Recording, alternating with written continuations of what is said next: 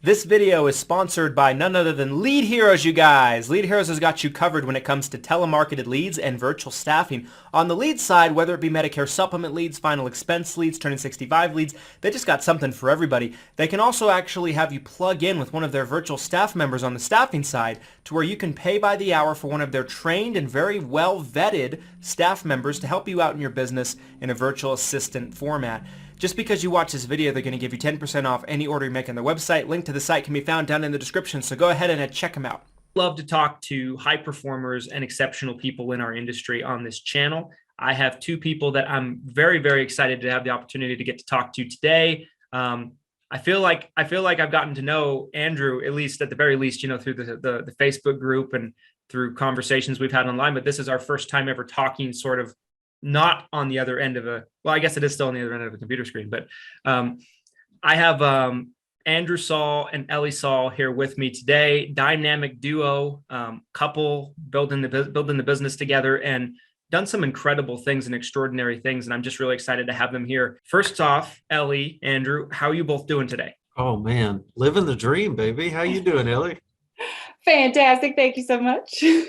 Love it. I love it. Well, I can't thank you guys enough for your time. I know you're both really busy people, so I appreciate you taking a couple minutes and sharing some insight with the community here and with the channel. I wanted to kind of hear your guys' story right from the horse's mouth. I know we started talking about it a second before we jumped on. I was like, wait, we got to talk about this other video.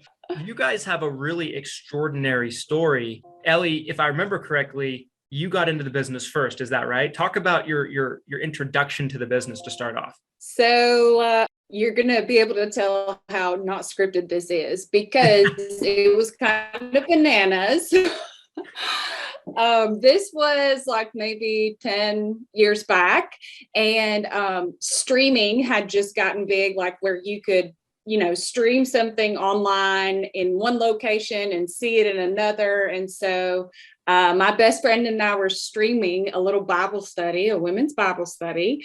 And someone saw me teaching on that class and reached out to me and said, hey, I think this is something that you may be interested in doing.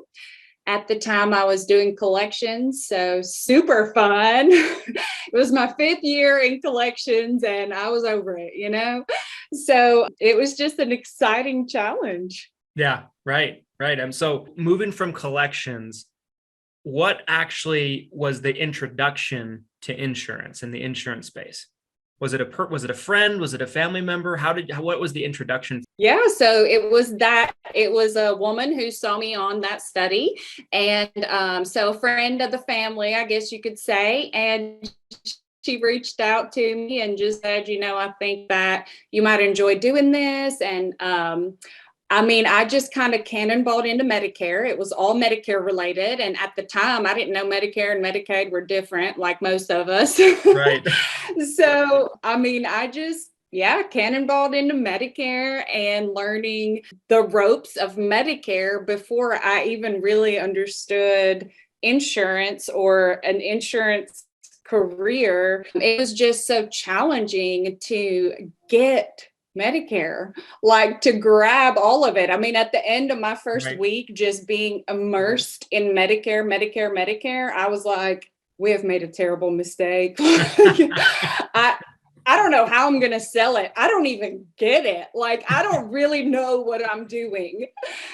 So that feeling is common. And I hear other people talk about that, so just jumped on in.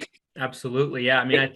I think it's a very, very normal thing, right? For people to come in. I always tell people, and I'd love to hear your guys' thoughts on this, but I've always told people that I think you have to be out in the field with Medicare, working with the stuff. For most people, probably like 6 months before you really start, like you feel like you have your feet up under you, right? Like, I think it really takes some time to just kind of get straight in your head all the little different things you need to know. But Andrew, walk us through a little bit of your journey, right? So you saw Ellie get into it. Talk about those first 3 months for a second. I want to hear your story. So let me kind of tell you about our experience as neophytes. So Ellie launched into it, and I was a youth pastor making like $350 a month, man. I don't know if there's a more underpaid job out there in the nation. Anyways, so we were cash strapped at the time, so it was a big deal for us to move from Ellie's W-2 position into a 1099 contract rep. So Ellie starts her first month, and at the time, listen, we came underneath an upline, and we didn't have any leads. I mean, we were just cold calling for Medigap at the time, just getting what you can, buddy. Driving, we were in Alabama, driving 3 hours for an appointment back in 2011, 12, 13. That just, it's what you did. Anyway, so first month, Ellie's running appointments. I'm just at the house, hoping, praying for wanting things to go well. And first month, we totaled it up. After write-offs, after everything, she made $2,000.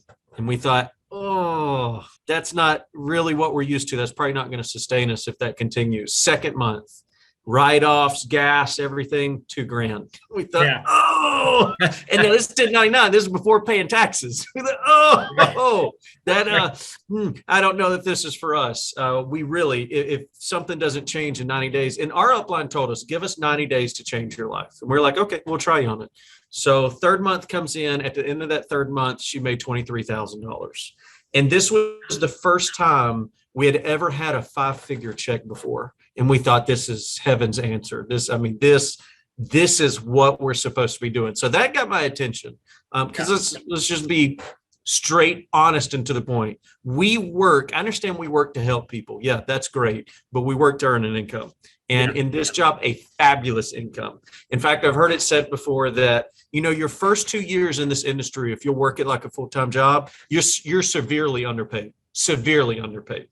Your next 2 years, years 3 and 4, maybe 4 and 5, you're paid probably what you're worth. Yeah. After year 5 or after year 6, you're one of the most overpaid professions in the world, because now you're living off renewals.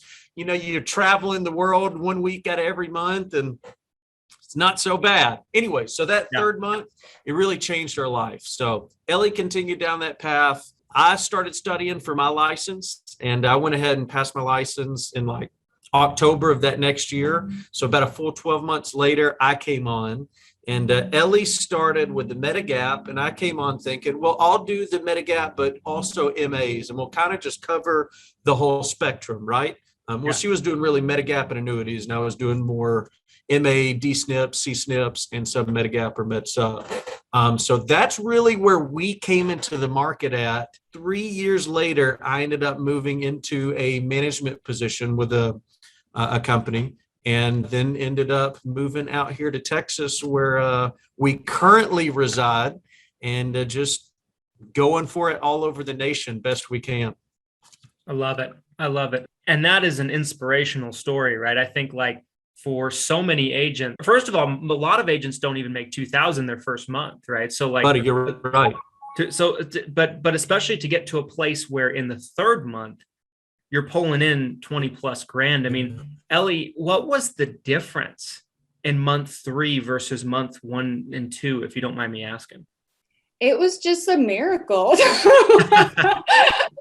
So I mean, Andrew's right. We cut our teeth, or I cut mine on the turning 65 list, like a spreadsheet, and I love Excel. So I was just calling and knocking on doors. And some days, literally my goal was, all right, I'm going to get whoever will see me today. I just have to get out of the house. I'm losing it. I got to make some money. I mean, I think the biggest difference was this moment when I felt and I remember where I was in Alabama driving down the road, when I just took this deep breath and I was like, I get it. Okay. I went on some appointments. I really just basically, I felt like I was just regurgitating what I memorized, and I would listen embarrassingly enough to recordings of myself saying, teaching Medicare, so that I could remember all the parts. And there was just this one breakthrough appointment where all of a sudden it was fun. I wasn't just trying to remember everything or make sure I say everything right. I really got to know the person I was sitting with, and I really got to find them a fantastic solution. And then it started to be fulfilling. I love that. I love that. That is so amazing. One thing I have several topics that I wanted to have a conversation with you guys about that kind of range pretty broadly. One thing I wanted you both to talk about just real briefly, just so everybody that's watching the video gets an idea for how well you guys have done. Do me a favor. I know neither one of you strike me as super like braggadocious, but do me a favor, brag on yourselves just for a second here. Like, Ellie, I know that you're really concentrated in the annuity side of things, right? At this point in time? Mm-hmm. Yeah. Talk about your guys' numbers a little bit, like, if you don't mind me asking, because I think, for me, they're pretty eye-popping. And I just want people that are watching this video and watching the replay to understand kind of what level you guys have been able to make it to. I'm so glad you asked that, because that really was part of the game changer. And I believe that everyone in this industry needs a mentorship of some sort. Like, there's got to be somebody that you're watching who knows what they're doing, and you have to just get under someone's wing. So my whole first year, I found a mentor who understood annuities. And so what I did was I would just go into the appointment, meet with the people, and say, I ask everybody about a 401 in retirement, so I would just say, well, I'm not very good at that. I do the Medicare, but I have a friend who does. Mm-hmm. And they're amazing. They actually even help their own parents, blah, blah, blah. And for that whole first year, I took notes and pet the dogs and the cats, in the house, and just kind of like sat there quietly learning. Yeah.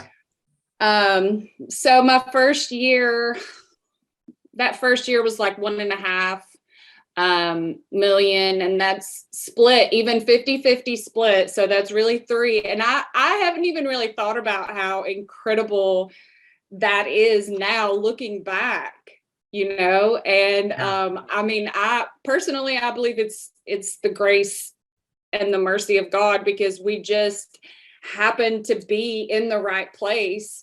And I say that, but we got in there because we were working our tails off. Right. There wasn't a door I wouldn't knock on. And part of that is why Andrew had to get in the door, helping some, different types of households that had a different flow about them. So, Andrew, what do you want to talk about? What kind of numbers do you want to share? Yeah, Ellie's being real facetious, probably isn't the word, but really, humble, reserved, right? Yeah, Ellie should close 15 and 20 million this year in annuities.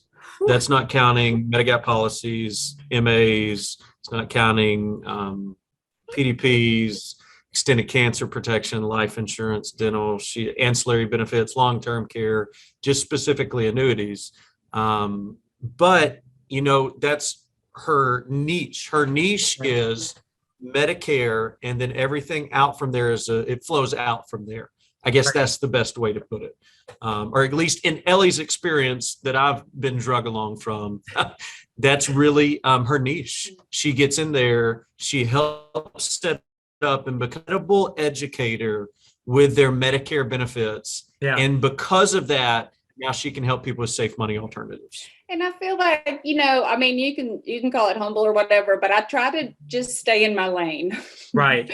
Like, my lane is protecting your retirement. Yeah. And if part of that includes helping protect a portion of your retirement, with contractually guaranteed income for life, then I'll be so happy to do it. Absolutely. And the numbers are a little bit on the overwhelming side because, Andrew and I, we grew up very differently from one another. So I feel like in this type of career, we have this unique way to be so fulfilled, because the more we make, the more we're helping people. Right. You can only make more by helping more people. So it's like this bizarre, you think about who goes into medicine just to be a good person and like a philanthropist or like a do-gooder. Maybe some of them, but even if you do, you want to make a living, right? Certainly. And there's nothing wrong with making a fantastic living, especially if you can do so sincerely helping people to the best of your knowledge. That is so true. And, that's so well said. I've always told, agents that we work with in our agency and our organization that, your income is in direct correlation of the amount of people you help. Right. And so, the people that are succeeding at a very high level in our industry, they're just doing a really great job getting in front of people and solving problems for them in an effective and efficient manner. You guys have been able to do that. So props to you. I mean, that is incredible, what you've been able to do. One thing I wanted to ask you guys and kind of segue the conversation into a little bit that I think is super interesting. I see a lot of people that will try to build an agency together, or they'll take the path of building an agency together and working, as a power couple, right? You guys have been able to do incredible things together, right? As a couple. If you had to give some advice to maybe a couple that's just getting started in the business and they're trying to build an agency, what do you think are some things that have allowed you guys to do what you've been able to do together? And maybe some things that you've learned from that you would advise people to maybe not do to maybe make things a little bit easier, right? What you got, honey? You want to go or you want me to go? No, I'm kidding. I think the only thing that I think I have to say on this is if you're not married, find the right one. Don't settle for anybody who you don't see really going after everything together. And I would say, and I don't know who I heard this from. I'm sure I didn't make it up, but I don't know who to reference for the quote, but it's not 50-50. Like if you want to build something, it is 100-100 all the time.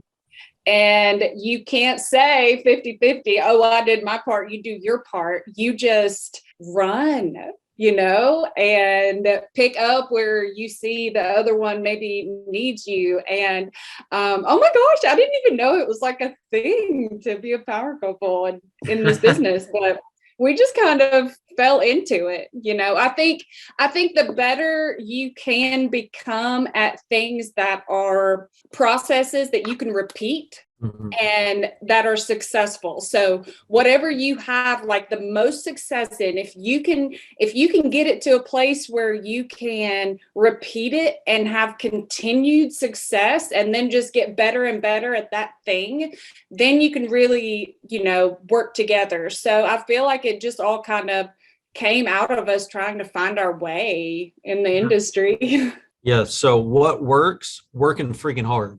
Right. Not taking vacations your first few years, or if you are, they're short and sweet, because if you're not working those first 2, 3, 4 years, ain't nobody else working. Yeah. And checks ain't coming in if you ain't getting your butt out of bed and doing something.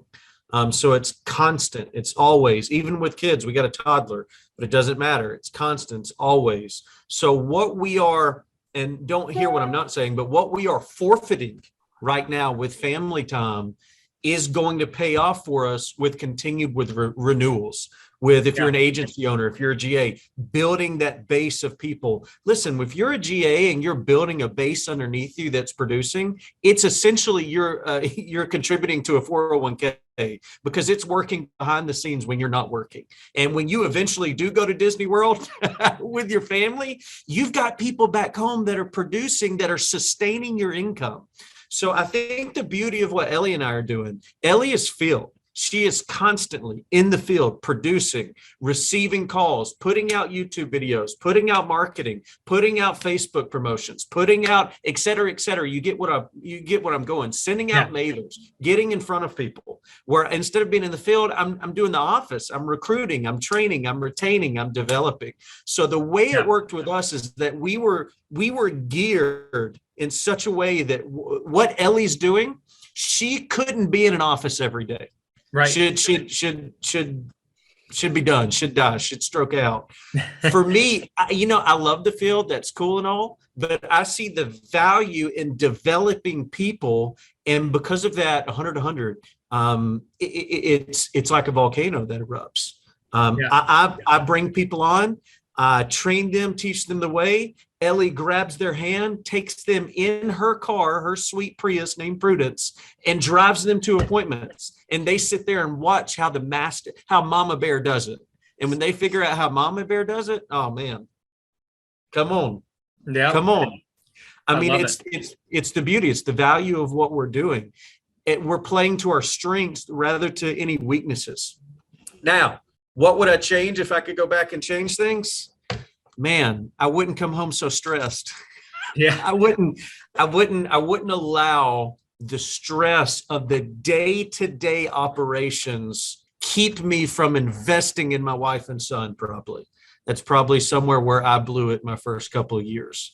Because if you're not careful, whether you're an agent or you're an agency owner or a principal owner, you will begin stressing over the daily things rather than seeing the bigger picture. You know, you'll have a bad day or a bad week. Very, very rarely do you have a bad month. Usually, if you put your nose to the grind and keep the order of operations, like Ellie said, what you see working and replicate that thing, it works. About 90%. So I've hired thousands of people, thousands of contract agents we brought on, and about 90% of them that quit or that weren't successful, it's because they quit too soon. Yeah. Right. They quit too soon. The other 10%, yeah, you're right. You shouldn't have been in this business. Right. 90% of them, you quit too soon. If you would have just put your freaking nose to the grind and gone through with it, and it sucks sometimes and it hurts sometimes, and crap, I remember chargebacks when I was first starting out, and it was the opposite of fun. I remember slinging D-SNPs to people when you could swap a D-SNP every month, and I would get those were the days. $500 chargeback. Really. Yeah, $400 or $500 chargebacks from people who were playing the game, and man, that hurt. But now, you know what? 8-9 years later, and I'm looking at my renewal checks, I promise you I'm not upset about it anymore. I promise you I'm not upset. And our goal, we've got a why. Our why is that we want to retire early. We want to be done in our 40s with this and be able to do whatever we want for the rest of our life while living off not just an income, a significant income. It's a group called Fat Fire, if you've ever heard of Fat Fire, Financial Independence, Retire Early. That's our goal. And this industry has given us permission to do something like that. I love it. I love it. And it's funny you bring that up, the D-SNP switching every month. I had clients, I might have shared this with you on Facebook. I had clients that would have been, maybe there might have been 5 or 6 carriers in my market at that point in time, whatever it might be. They've been on all of them throughout the year, some of them multiple times. So those were the days, right? Playing the game, using the over-the-counter card here, the Flexi card there, the Meals on Wheels here, and then recycling. Yeah. Oh my God. I remember those were stressful. Those were very stressful situations. But so one thing that I wanted to ask you specifically, Andrew, that I found very interesting is, so your background in being a youth pastor, right? Do you feel like that helped you be able to do what you do now on two fronts, right? On working with clients, but also pouring into agents? Because the reason why I ask is because the last 2 years, I've noticed quite a bit that I've encountered a lot of agents that I think are just absolutely phenomenal in this business. And they had a background in being a pastor in some shape or form beforehand. What do you think about being a pastor is transferable into this business? Is it the loving on people? Is it pouring into people? What is it? Yeah, it's an excellent question that Ellie probably be able to answer with me too. So I would say that in any kind of ministry role that you're in, the people who are mostly successful, outside of, you just doing what you feel like the Lord has planted in your heart, are people who can relate and have empathy. And I think empathy teaches you how to kind of sense a situation that you walk into where someone is in life, or maybe what they're dealing with or going through, and helping them work that thing out the best you can. Like if you think about a pretzel, like a soft pretzel, that it's all folded together, well, helping to unfold that thing till it's whatever shape you need it to be in. So I think empathy really helped with when I was an agent on the ground, being in face-to-face appointments. Now as a division manager, a broker manager, the value that developing people in a ministry situation taught me, some of the values I had there. Number one being that my family, our church family, or transitioning over into an agency, my agents are like my family. And I mean that in no cheesy way possible. I mean that they are the most valuable people in the world to me. And anything I'm doing, it doesn't matter what I'm doing. I'm going to put their needs and what they're doing above anything else. You know, even if I'm on a business meeting with someone, if one of my agents is in an appointment, if they need anything, they're the most valuable person in the world to me. So learning to express value to agents and show them that, you know, ultimately you're more than just a person. You're a being that will exist forever in my thoughts, right? Mm-hmm. So other than exposing them to that, showing them the value of having a family. And I know that can come off so cheesy, like, yeah, CrossFit, you're part of the fam because you come to the gym. And if you don't come to the gym, you're not in the fam anymore. But developing sustainable relationships with people that even outside of insurance, if they leave me, if they can't make it in this industry, that's fine. There's still someone that deserves value that I'm going to reach out to, that I'm going to send a Christmas card to, that I'm going to call, I'm going to talk to, I'm going to chat when I have time because our life is pretty swamped. But expressing value to them, I guess, is what I would speak into that. That's really developed us there. And on the practical side, Andrew, I mean, he's an excellent communicator. So there's never any doubt or question of what is expected or how to get the job done. And not only is he an excellent communicator, but he is consistent.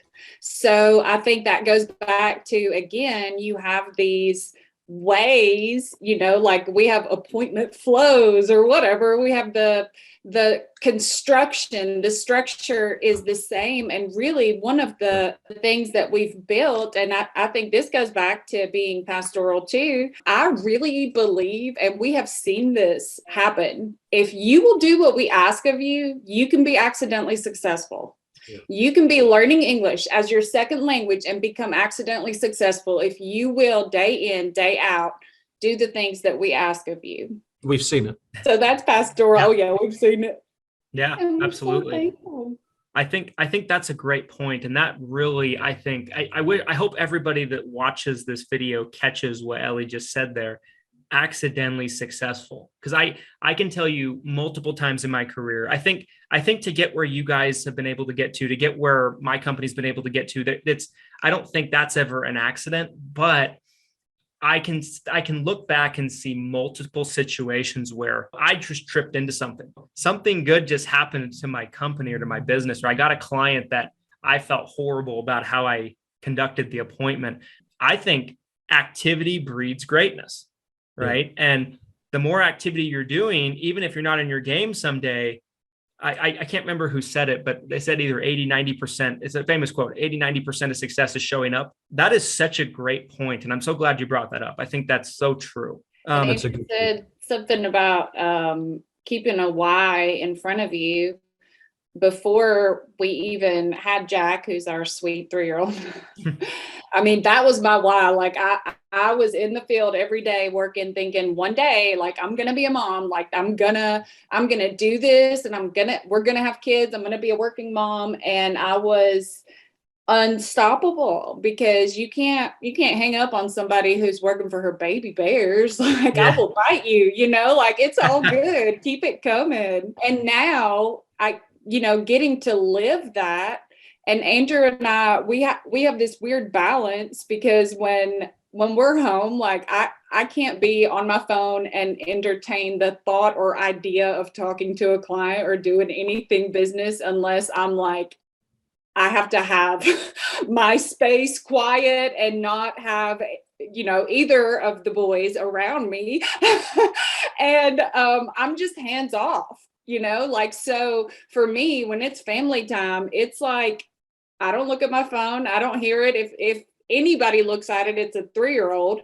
And you should see Andrew. He will answer the phone and be in the zone just like that. And I'm like, I don't know how you're doing that, but I am thoroughly enjoying being Mama Bear over here first.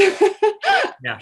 I heard John Maxwell say that you should work and never want to be home when you're working, like never feel like, man, I really need to be home right now. And then you should be home without feeling like, man, I really need to work right now. Yeah.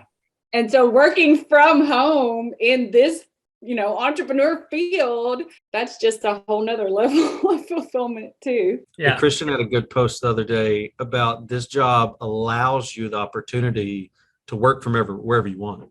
You could essentially, as long as you have internet access, travel the world, working however, whenever, whatever you want to, with unlimited income potential. And I don't say that like some multi-level marketing company out here just trying to build a pyramid scheme. Ultimately, unlimited. It's not like you're a realtor having to go show houses. You can do all of this over the phone because the knowledge is up here.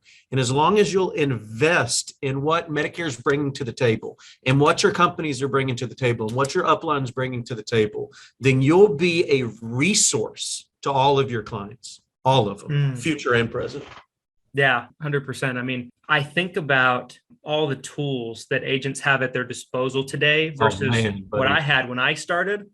Like, it's just silly, right? And I started a few years later than you, after you guys did even, but we were still doing, when I started, 100% paper applications, faxing things and things like that. There was just a couple of e-apps at that time, right? There was only a few at that point in time. I think Mutual of Omaha had one, Cigna might've had one, but like Cigna and Humana. You didn't have, Humana as well. You didn't have Sunfire. You didn't have Connection. Medicare Center. You didn't have those kind of tools available at your disposal. I always tell people, we're in the best time period ever, in my opinion, to do this business. I can't think of a better time.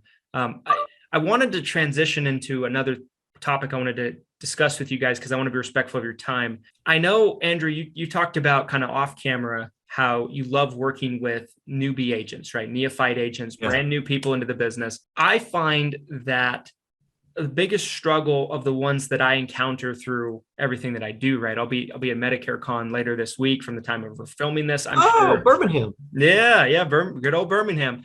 And I'm sure, I'll talk to plenty of people that will ask me what I'm about to ask you guys. But I'm interested to get your take. How do you recommend that an agent in 2022, right, versus when you guys start from scratch? Like, how do you play the game today when you're just brand newly licensed? What are the steps that you're usually recommending? That question is so valuable because this isn't something that you just pick up immediately. And you guys, if you're listening, you don't understand what we're about to talk about right now. Took us a decade to understand, a decade to develop. Answers like this weren't around back then. So you're a brand new agent off the street. I think Ellie's statement earlier encapsulates it, right? You have to cannonball in. And what I've heard Ellie say this before too, you have to cannonball into awkwardness because when you're brand new and you're getting on the phone with people, it's freaking awkward. I mean, especially if you've never done cold calling or even if it's lead driven, if you've never done anything like that, you just do it. Joyce Meyer's got a good word. She says, when you're scared, you do it scared. That's what you do. You just do it because consistent, let's say persistent or consistent, valuable going after it will produce results, right? It's not just doing something every day for the sake of being busy, but it's being consistent and precise on things. So what's the top things you should be doing? Every day you're prospecting. Every single day you're prospecting. If it's lead driven, you need to be calling every lead that you can. All of them. You need to cycle those leads till they're dead and then resurrect them and call them again. Yes. If you can't get them on the phone and you live close enough, you better be door knocking them. And you door knock them for Medigap. It's what you go to because you can cold call, door knock for Medigap all day. Don't need anything to do with AHIP. Don't worry about it. Cold call, door knock, Medigap all day. Introduce yourself. Get yourself out there. You need to consider yourself. Number one, you need to study till you've learned everything you can. You're not going to know everything, but everything you can. But you need to consider yourself a resource for Medicare in your community. So there's a book CMS puts out. It's called Choose a Medigap Policy, a guide to health insurance for people with Medicare. It's 50 pages long, got a lot of pictures on it. Probably take you an hour and a half, 2 hours to read. Every quarter, you need to reinvest in that book. You need to come back to it every quarter. You need to be familiar with Medicare and You. You need to be familiar with all the different companies that you're contracted with and what their products offer that this product doesn't offer. You need to be familiar with Medicare.gov's website. If your upline has Sunfire, if it has Medicare Center, if it has CSG, you need to become familiar with how to use that. So when you're in the wild or when you're on an appointment, you're not fooling around looking like an idiot, having no idea what you're doing. You need to run through the application process, remote application process, whatever carriers you have. You need to get with a solid upline who will provide you either with A, marketing dollars, or B, some kind of lead resource to help you out of the gate. Now, can you make it in this industry without that? Yes, but the odds are severely stacked against you. Severely stacked against you. When we started right at a decade ago, we had a cold call list. And it was tough, buddy. I'm telling you, it was tough. Me too. Come on, baby. But you know what that cold call list, you know what it did for us and probably what it did for you? I think I already know what you're going to say. It fueled any objection you would ever get. Any of them. So now in the future, when objections come up, it's not oh, okay, you've already got that done. All right, I'll bow out and let you stay where you are. No, heck no. Let's talk about it. What'd you do? Do you go with the government thing or the private thing? Let's talk about it. Let's deal with it right now. Why? Because you are such an invaluable resource. You can confront any objection out there. And ultimately, that's what you want to become. The most confident, and it's probably not a good way to put it, but maybe you'll understand what I'm saying. The most confident, arrogant agent out there that if they have a problem before they call Medicare, Social Security, or 1-800 United Healthcare, they call you because you should know the answer. 100%. I mean, it's so funny that you say that because I've been screaming that on video after video after video, that exact point for probably the last year. I made a video that I put out literally like a week or two ago about cold calling. It was called Should Agents Cold Call in 2022? So my take on the cold calling was this, to simplify the video, to summarize it, was I think that if you're starting from scratch, it can be good. Yeah. Long term, it's one of the slowest, maybe one of the more inefficient ways to grow your business. And it's harder every year, right? Because of 2022, all this stuff. However, what cold calling did for me is it made me able to work any kind of lead. And it feels like the top quality. You could hand me a $1 aged lead, right? Yep. And compared to cold calling, it's fantastic quality, right? Yep. So like it makes you a ninja on the phone. And I think if people would understand that, and you don't have to cold call for years, but like if you spent your first 30 to 60 days cold calling, imagine how much of an advantage you'd have on the phone versus agents that start off doing a direct mail drop, right? And they're calling that, and like they're wasting those $40 leads, $50 leads because they don't know how to handle them. Nope. You're 100% right, buddy. So you need that upline if they will bring those things to the table. Absolutely.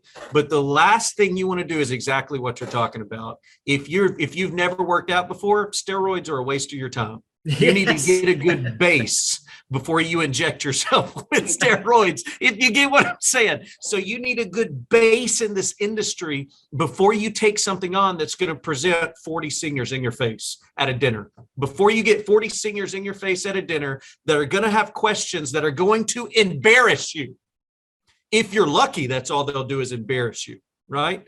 You need to get a good base underneath your feet. And that's going to come, Ellie had a good word earlier in this conversation, by finding a resource that someone who knows more than you do, clinging to them and learning everything. And let me tell you something, if you're listening, I'm not just blowing hot air, that's Christian. So many videos you've put out over the years, so many videos. Listen, just highlight them on YouTube by most popular and start. I onboarded an agency the other day, and the lady was talking to me and brought your name up. Randomly brought your name up. I said, Christian Brindle, I'm going to be on a podcast with him. She said, I listen to his podcast religiously in the car as I'm going down the road. Come on, man. You want to talk about developing yourself?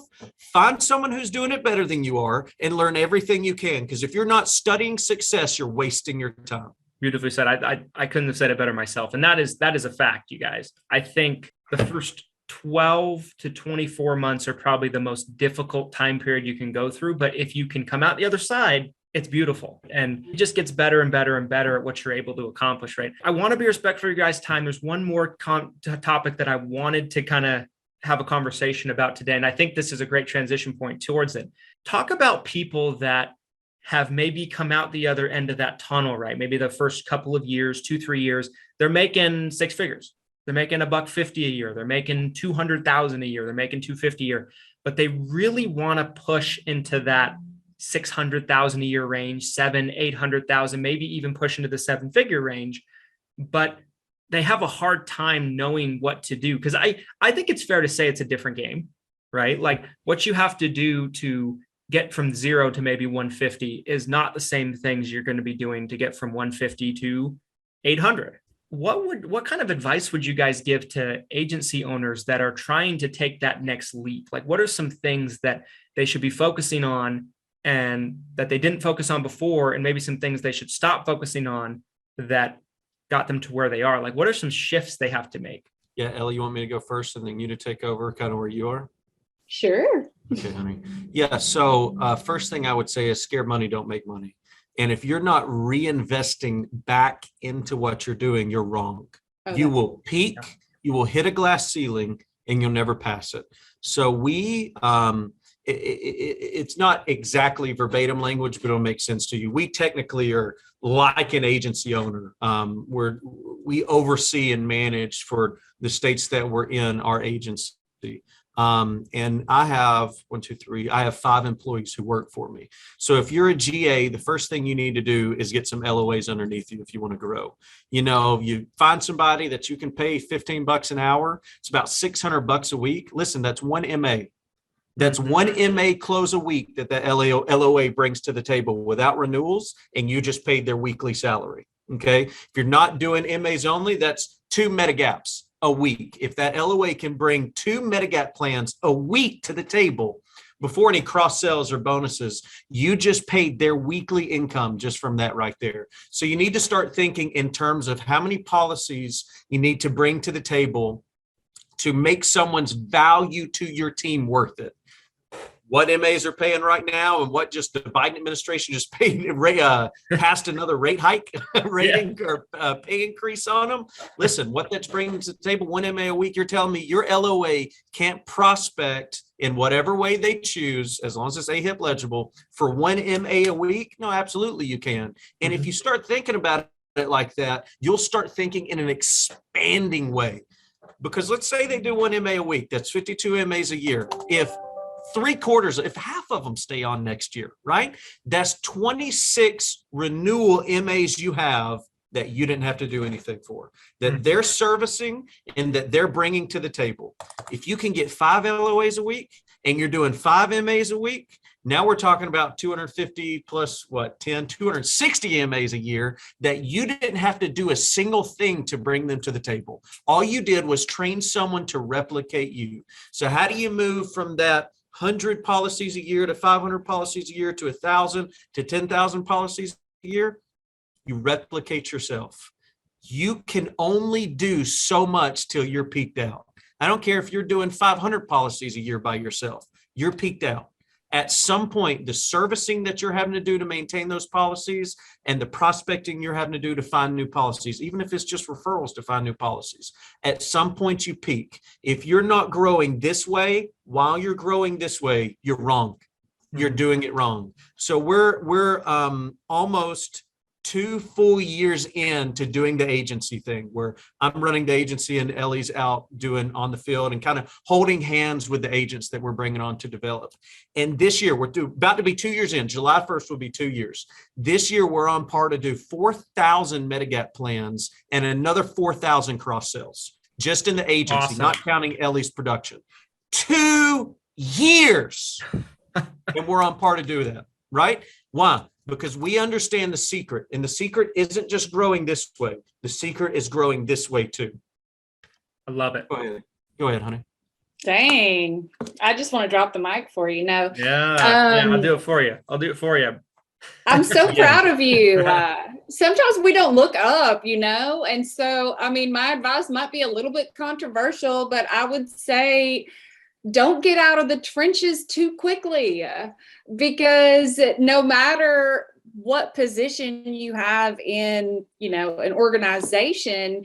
At least for me, at the core, like I'm an agent, and I think I'm a valuable resource. And so I know that I can only go so far. And I feel like a lot of people are probably on the side where I am, where I'm not like, all right, let's go, we can do this. I'm like, don't be scared.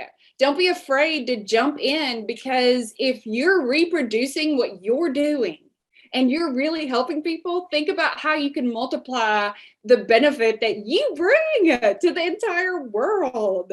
Yeah. And if you just kind of, I don't know, so like stay in the trenches, keep working, keep learning, keep investing in yourself, because there's no way to keep getting better if you don't keep learning. That's a good word. So you know what all of our agents know? If they're on an appointment and they have a question, they know we'll have the answer. And I'm not being facetious. 99.9% of the time, you're going to find something random you've never heard before. Yeah. 99.9% of the time, they know it. And you know what that builds with our agents? Value in us. And it's why we retain them, because they trust us. They trust that if there's a question, we're going to have an answer. So if you're a GA, learn everything you can. Everything about Medicare, retirement, Social Security, everything. So you become that value to your agents. It's not enough just to give them leads. They can find leads anywhere. They need to find value in you. 100%. Great stuff, guys. This was fantastic. This is one of my favorite videos I've done in a long time. So I appreciate you bringing the fire and bringing the value. Yeah, this was stuff that normally someone would probably have to go years before they were able to learn. So this is a very, very, very valuable video, you guys. If anybody goes through and watches this far, right, all the way to the end, which they should, if they care about their career, they just love what you guys are saying. They love what you're bringing to the table, and they want to do business with you guys. Maybe they want to find a way to partner up with you guys, and there's a mutually beneficial potential there.